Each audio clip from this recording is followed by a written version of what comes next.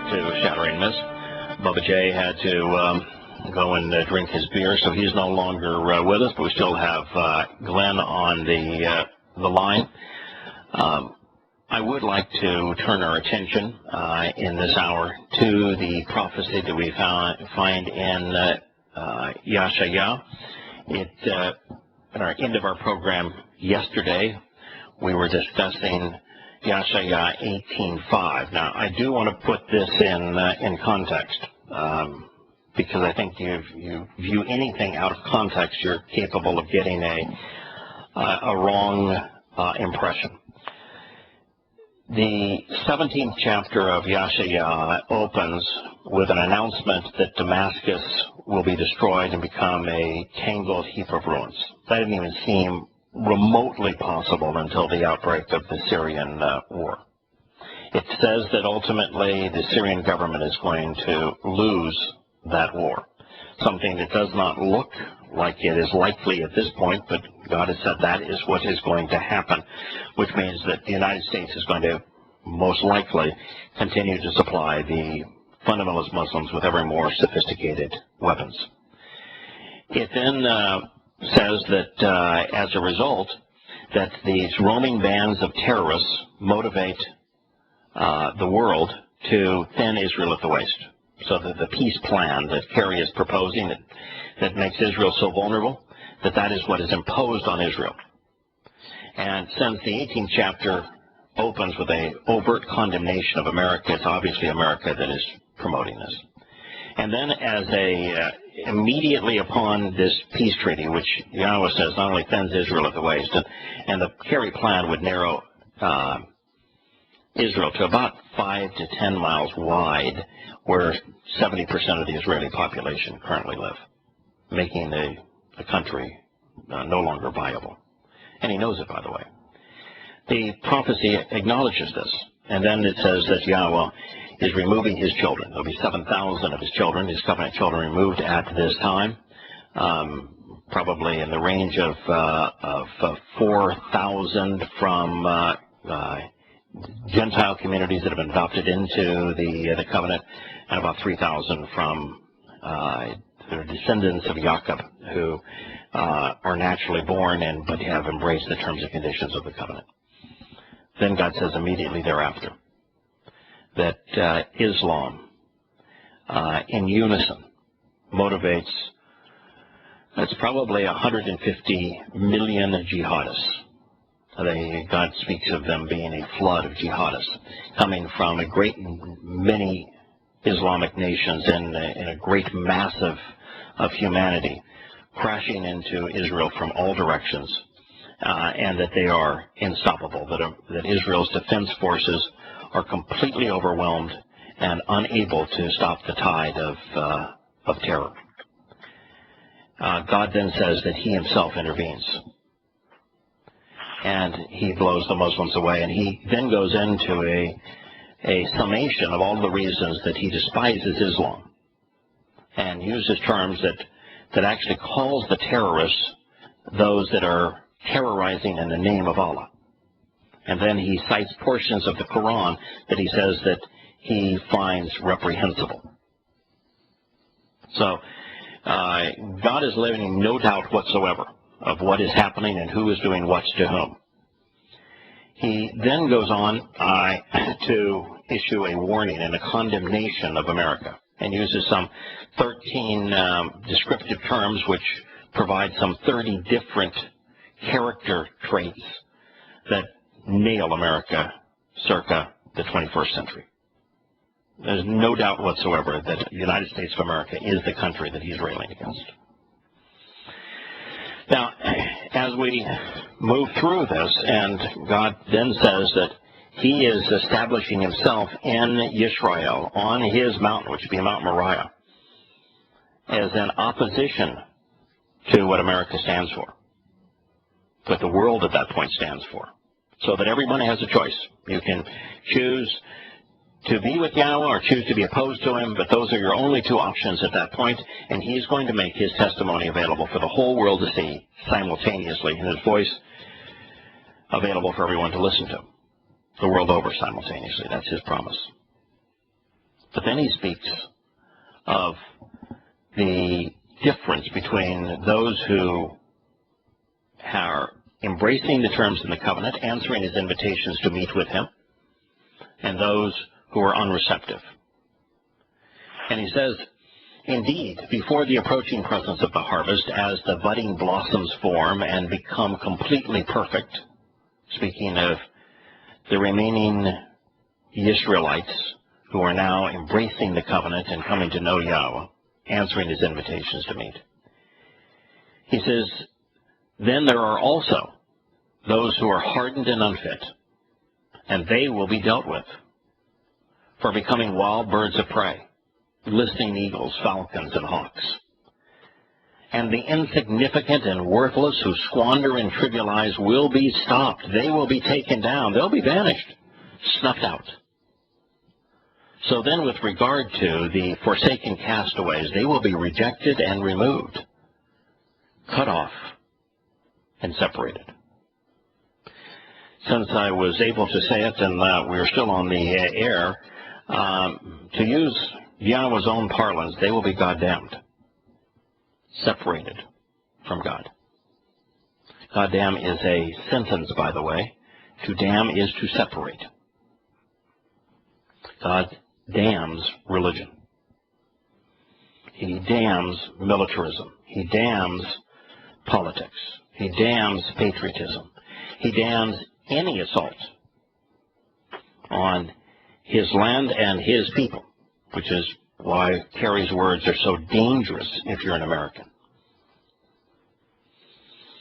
Now, while there is far more to it than this, if I were to synthesize what differs between those who are saved and those who are not, it would be prioritization and receptiveness. Prioritization, framing the issue. Receptiveness, being open to the evidence. Prioritization and receptiveness.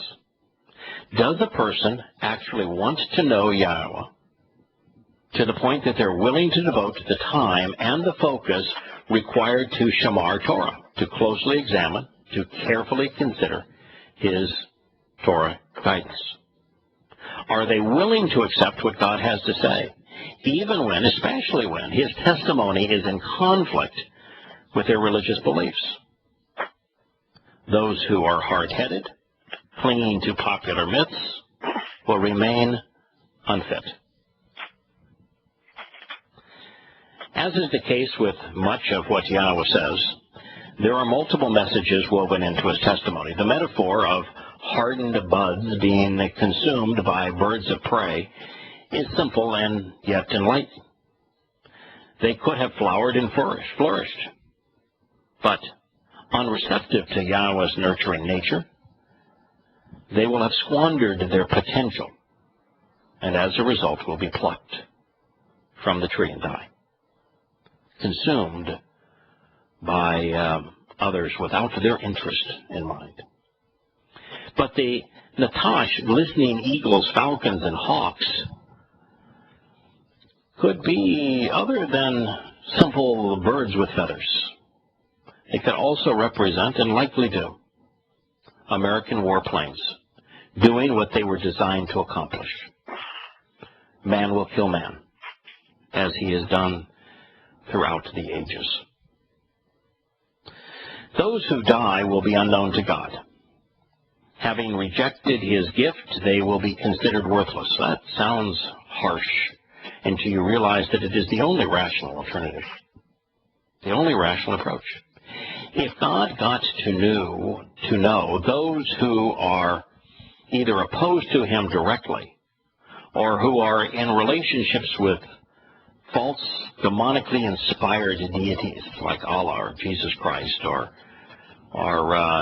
secular humanist elevation of man to supreme being,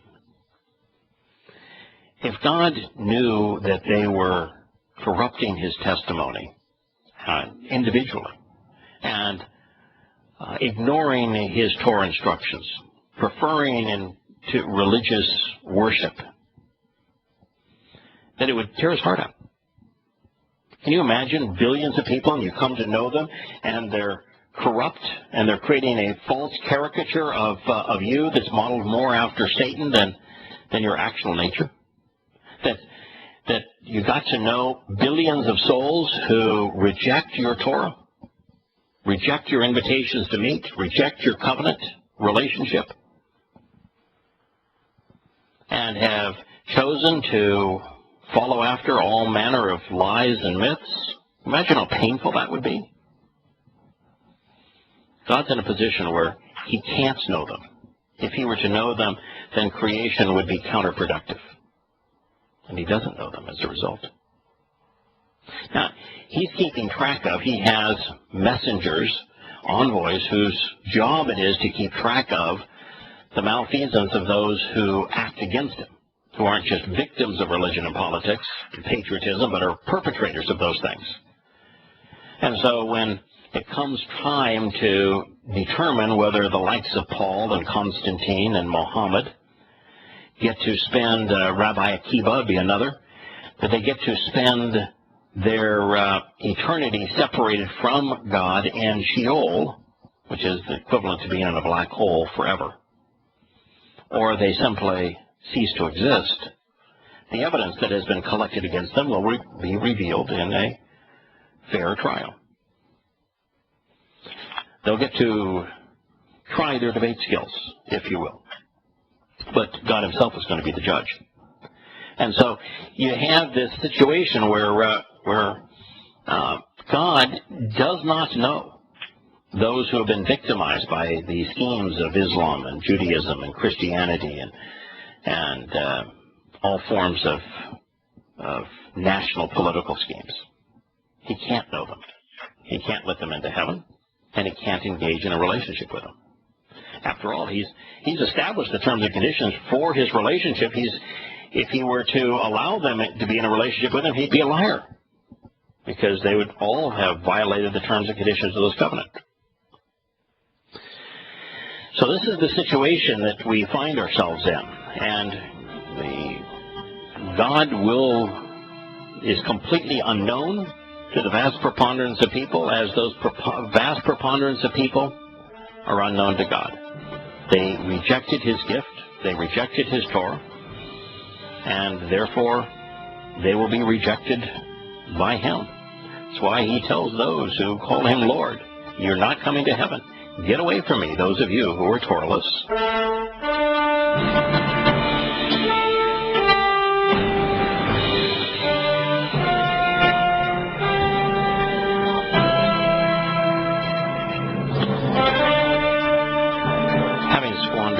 The benefits of the covenant by being unreceptive, hard-headed, if you will, to what Yahowah is offering, unwilling to consider what he has to say in his Torah.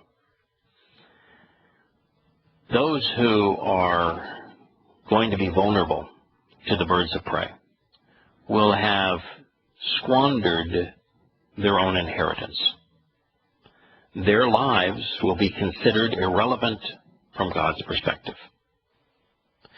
Now, if somebody offers you an engraved invitation to a party that they're throwing on your behalf, where the attendees of those parties are lavished marvelous gifts, the most wonderful gifts that could even be imagined, and you don't even bother to read the invitation,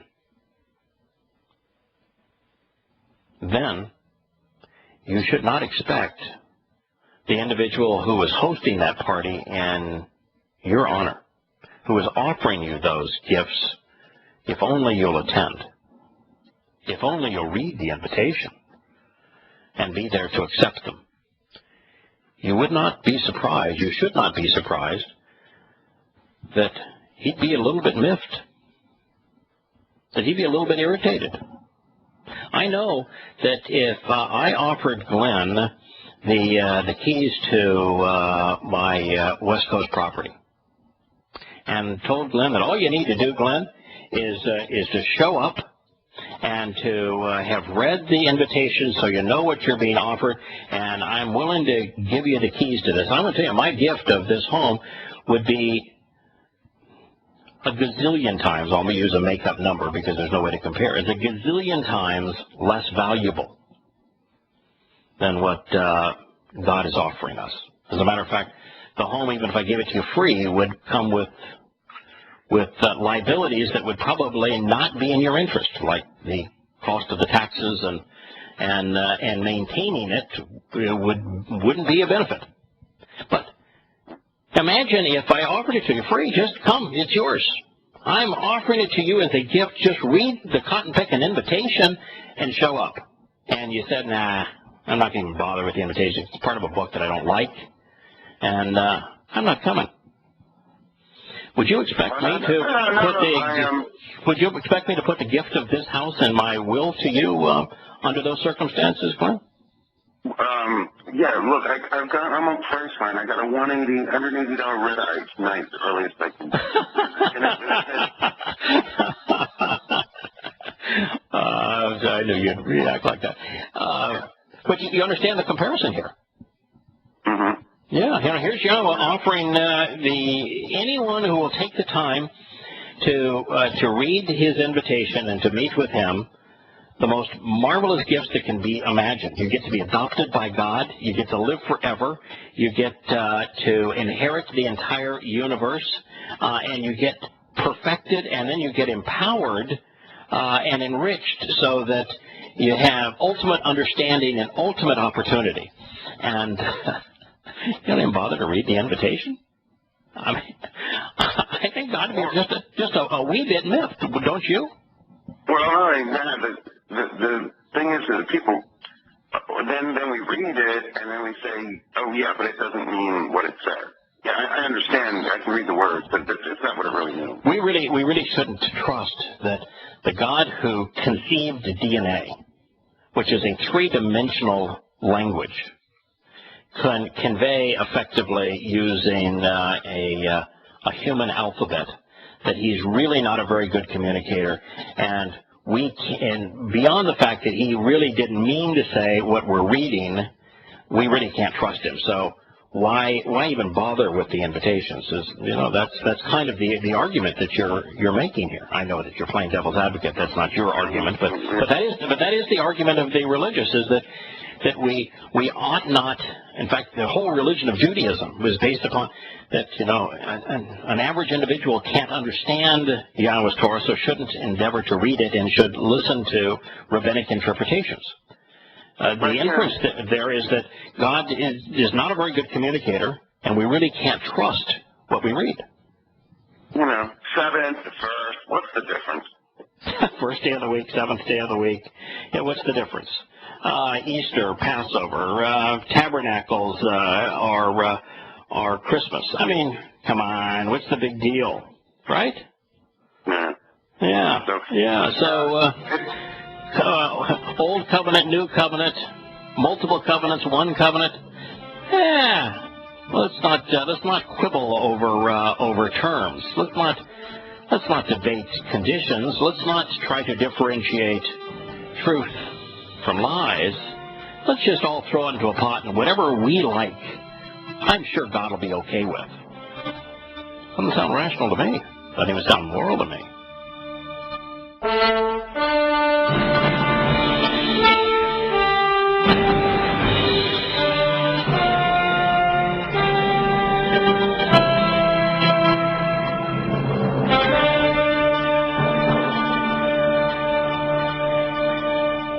It's important that we recognize that Yahowah has been extraordinarily generous.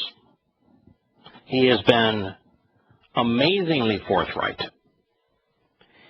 He has made his introduction to himself available for all the world to see. The single most prolifically copied and well-maintained ancient text by an unbelievable margin over the second most actively copied and well-known, verifiable ancient text is the Torah. Nothing even comes close to it. Now, the second to the Torah happens to be the Iliad, followed by the Odyssey. Homer's poems. And it's in the range of 1,000 to 1 in terms of ancient manuscripts and verification for one versus the other. We should recognize that Yahowah not only made his Torah available for anyone to read. His Torah is the first 5 books, or 6, depending on your perspective, that comprise what is misknown and miscalled the Bible. It's the books of Bereshith, in the beginning Genesis, of Shemot, names corrupted to Exodus, of Korah, which means to be called out, to be invited, Leviticus, the book of Numbers, which is in the wilderness in Hebrew, Bamidbar, and then the book of words, Devarim in Hebrew, which was corrupted to Deuteronomy, as if it was a Greek text. Those 5 books comprise the Torah, along with Yahusha, the book miscalled Joshua, that means, Yahusha means Yahweh saves. It's a combination of Yahweh's name and the Hebrew word for salvation, Yahusha, which is considered by myself and others to be part of the Torah, because in it there is an open acknowledgement that Yahusha completed writing the Torah, which would mean that those words that he was writing were part of the Torah. But regardless if you view it as 5 or 6 books, there are more copies of it, billions of copies of it, than any other book in human history. And as a matter of fact, what's also interesting is the fidelity of the text is more consistent with the ancient documents than any ancient document in human history. Now, the Christian New Testament is rubbish. And there's more variations in the Christian New Testament between the oldest manuscripts and the manuscripts that are the basis of the English translations than there are words in the text itself. Been very carelessly maintained. And it's a much more recent revelation, by sometimes as much as 1,500 to 2,000 years. So there's no document that's better preserved or more prolifically published than the Torah. But Yahowah doesn't just stop there. He went to great lengths to prove that his Torah was inspired by him. He gave us his description of the Big Bang, of his account of how he created the energetic world, spiritual world, and also the physical world, and how he conceived life. And the account is precisely perfect and in complete accord with what we know to be true, and right down to the timing of it. And then he infused it with countless predictions that are all either have come true or are materializing before our very eyes to prove that it was inspired by a being that was not stuck in the ordinary flow of time, a being that had seen our future and reported in our past what he had witnessed, recognizing that the single most effective way to prove that you exist outside the constraints of time and that you are to be trusted is to accurately foretell what's going to happen and be precise in your explanations, and then to have everything that you've said to come true as you have revealed. And tens of thousands of prophecies, all of which have materialized before our very eyes or are in the process of doing so right now. That's why we're studying Yahowah 17 and 18. We're witnessing its fulfillment right before our very eyes. And the rest of it's inevitable. And so he proved his existence. God proved that he exists for anyone who is informed and rational. If you use reason to assess probabilities, he proved beyond any doubt that he authored the Torah. And in the Torah, he not only introduces himself and tells us what he's like, and he explains why he authored the Torah, why he created the universe, which is to have a relationship with us.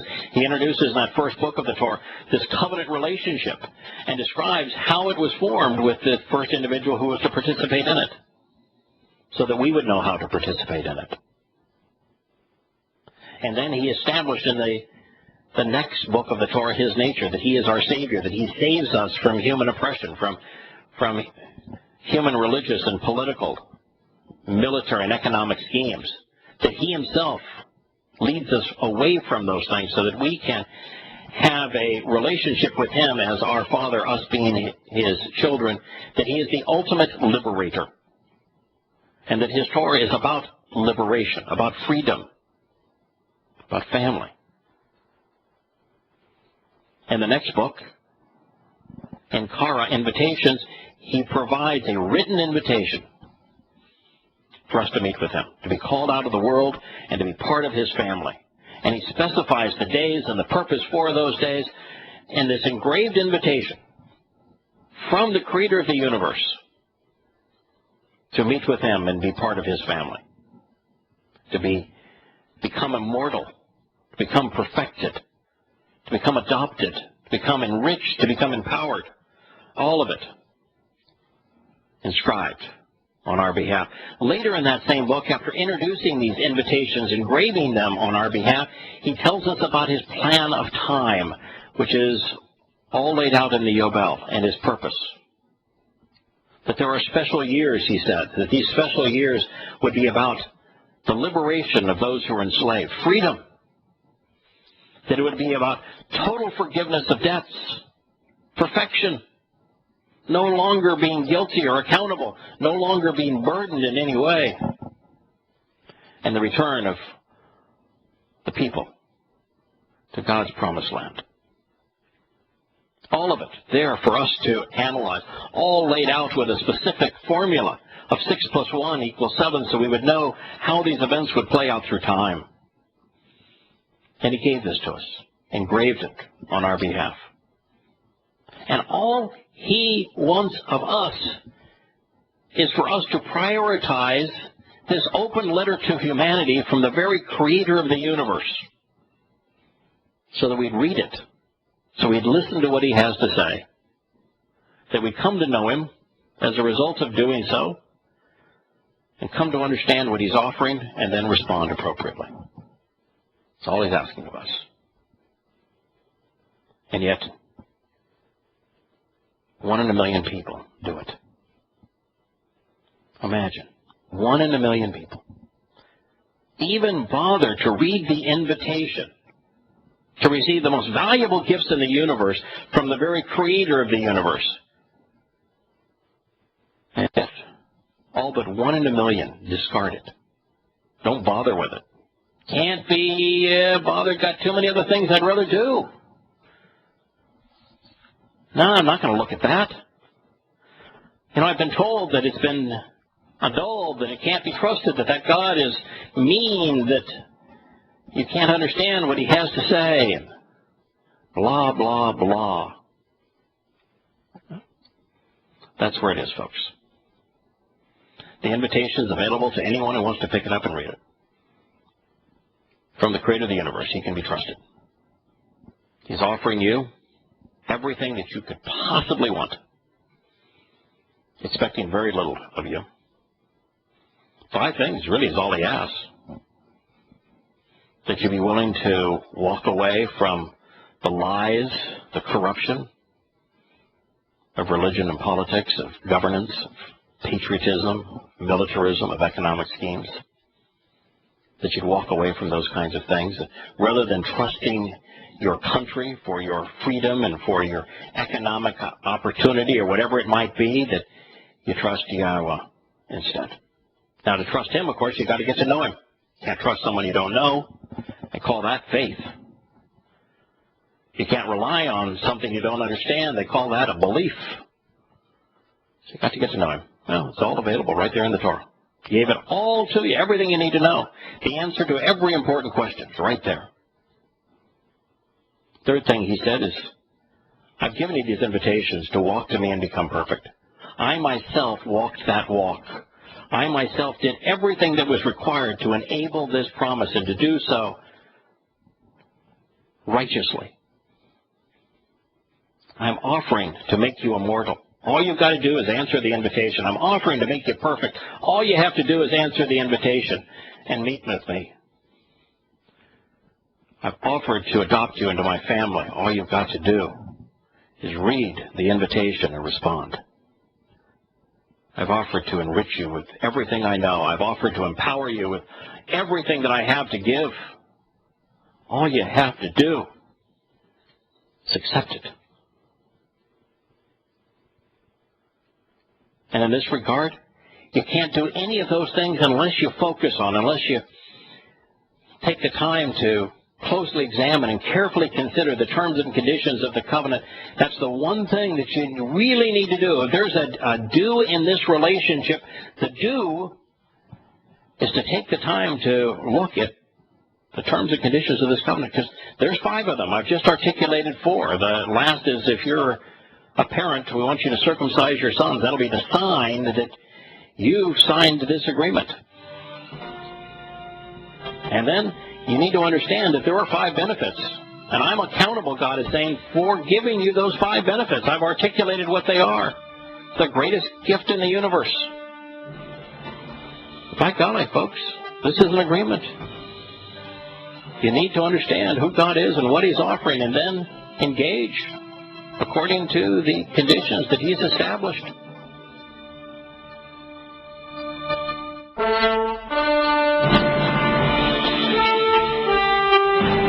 One of the very few glimpses that we're given of what it will be like to be incarcerated forever in Sheol is not something that God speaks of very often.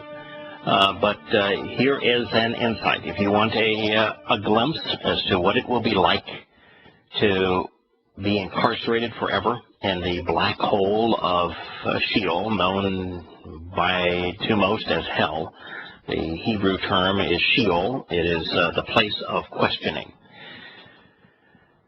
They shall actually and continually be abandoned and forever forsaken, altogether, completely, all at once, for the birds of prey in high places, and for the beasts of the realm.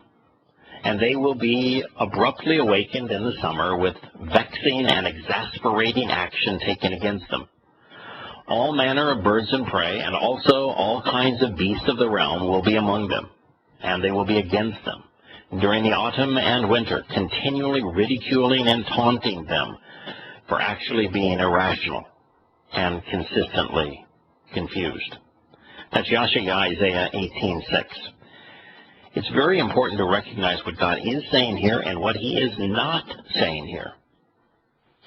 First, He is saying that those who are in opposition to Him, those who promote religion and militarism and politics and jaundiced economic schemes, that they are going to be forever forsaken. That's azab.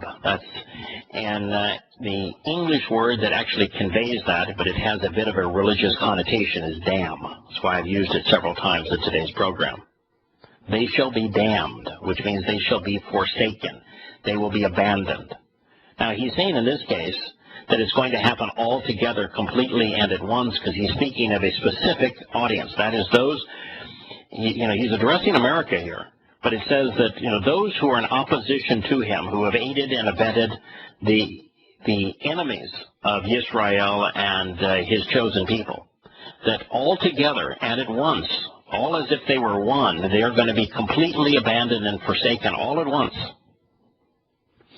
Now, next, what is interesting here, and that, by the way, only happens once in human history. We're dealing with the last 3.5 years of the tribulation, where you are viewed either with God or opposed to Him. There is no middle ground. The great middle ground, great in size, not in what it represents, that the vast preponderance of those who reject Yahowah simply cease to exist upon their earthly demise.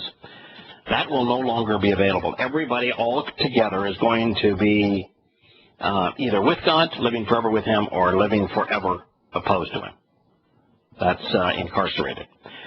So it is an altogether situation which only occurs once in all of the human history. Now, for the birds of prey in high places and for the beasts of the realm, that's who's going to be, they're going to be with. The birds of prey in high places and the beasts of the realm. Who are the birds of prey in high places? That would be the elitists, the folks that were at the Trilateral Commission. John Kerry, for example, Obama, the Pope. Religious and political leaders in particular are going to be, those are the birds of prey in high places. But they're also going to be with the beasts of the realm. Yahowah uses the term beasts to describe those who are influenced by Satan, the demons. And they will be abruptly awakened, which means that they're going to die a mortal death. But in this case, death won't be the end of life. For the vast preponderance of people up to this point that have died estranged from God, who have paid no attention to the invitations to engage in a relationship with Him, when they die, they're simply going to stay dead. You know, no punishment, no reward, no nothing. It's totally fair. But here now, they're not going to be able to stay dead. They're going to wish they could stay dead, but they're not. They're going to be abruptly awakened. And he says, in the summer, with vexing and exasperating action taking against them. But it's not God who is perpetrating this action. No, they're going to be awakened in the midst of their fellow birds of prey from high places and the demons. That's who is going to be exasperating them. That's who's going to be vexing them. After all, they're in the place of separation from God, the place where God cannot go. He's not there. All manner of birds and prey and every kind of beast of the realm, he's reemphasizing this. Those that are vexing and tormenting and anguishing are their comrades and the demons who followed Satan. Every kind of birds of prey, every kind of beast of the realm will be among them, will be against them during the autumn and winter, continually ridiculing and taunting them for actually being irrational and consistently confused. They're going to make fun of those they played for fools. That's why you don't want to be in the place of fools, which is Sheol, separated from God. I look forward to being with you at this time tomorrow.